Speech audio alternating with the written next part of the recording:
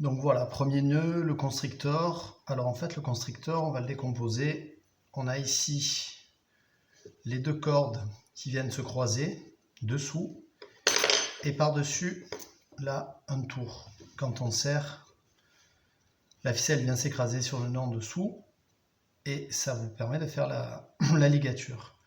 Alors, ce nœud, on va le mettre de côté. On va voir deux manières de le réaliser.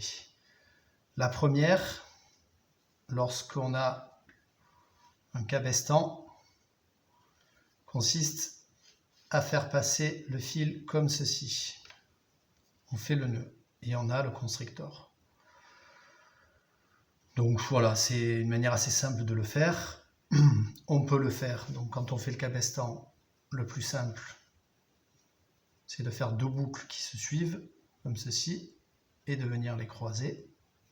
Voilà, là on a le cabestan. On n'a plus qu'à faire ce petit passage, et on a le constrictor. On retrouve donc les deux ficelles qui font le nœud en dessous, et le tour par-dessus. Deuxième technique, assez simple, on fait une boucle. À partir du moment où on a la boucle, on a les deux brins de chaque côté, on tient cette petite boucle par les deux côtés et on va venir rabattre sur le fil qui est à côté, comme ceci, sur la gauche, et comme ceci. Voilà ce qu'on obtient. Et là, en fait, on a le constrictor.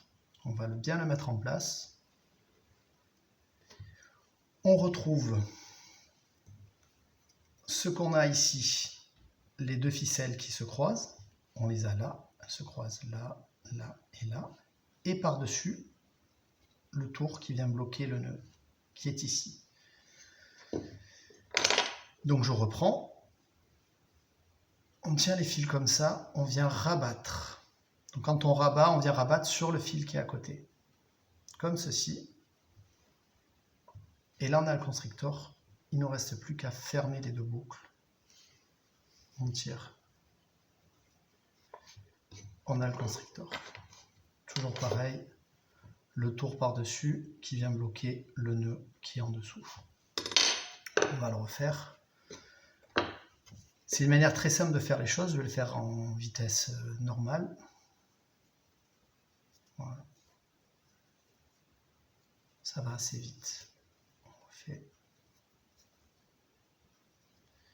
Et donc quand on a un sando à ligaturer, on ne se prend pas la tête. Voilà. On a fait notre ligature. Très rapide, très simple, très fiable. Donc voilà. Voilà pour le constrictor. Je vais revenir sur le départ.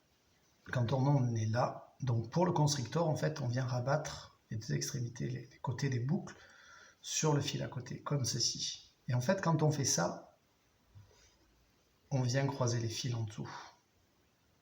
À partir du moment où on a croisé les fils, on a le nœud qui caractérise le constrictor.